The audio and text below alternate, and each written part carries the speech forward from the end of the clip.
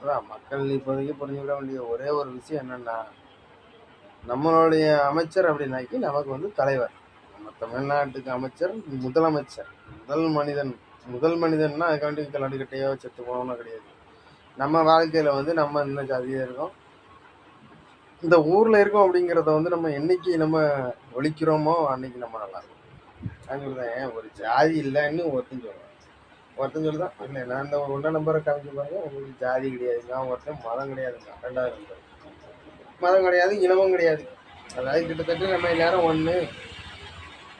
ஆமாம், எல்லாரும் சம பங்குலாம் இருக்கோம் அப்படின்னாச்சுன்னா அப்போ எல்லாரும் சம பங்காக இருக்கக்கூடிய இந்த உலகத்தில் ஒரு தமிழ்நாட்டுக்கு எத்தனை எம்எல்ஏ முதல்ல நல்லா பார்க்கணும். எத்தனை எம்எல்ஏ இருக்கு? 234 தொகுதியா? 234 எம்எல்ஏ. 234 தொகுதியில எத்தனை ஊர் தலைவர் இருப்பாங்க? எத்தனை ஊர் தலைவருக்கு வந்து ஒவ்வொரு மெம்பர், அதாவது ஒரு தெருவுக்கு ஒரு மெம்பர் இருப்பாங்க. அப்ப இத்தனாயிரம் கதையை நீங்க இதுக்காண்டி பிரிக்கீங்க, அப்ப இத்தனாயிரம் ஊரை நீங்க இதுக்காண்டி வைக்கீங்க அப்படிங்கிறதான் முக்கியமா நம்ம பேசணும்.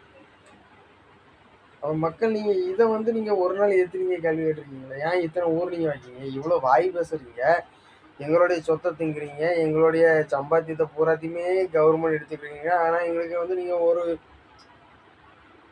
அதாவது எல்லாத்தையும் நீங்க அதான் நம்மளுடைய சம்பாத்தியம் அப்படிங்கிறது மக்கள் சம்பாத்தியம் நம்பி ஒரு மனுஷனுக்கு வந்து உலக மக்கள்னு நான் என்னைய பொறுத்த வரைக்கும் சொன்னா உலக மக்கள்னு சொல்லுவேன்.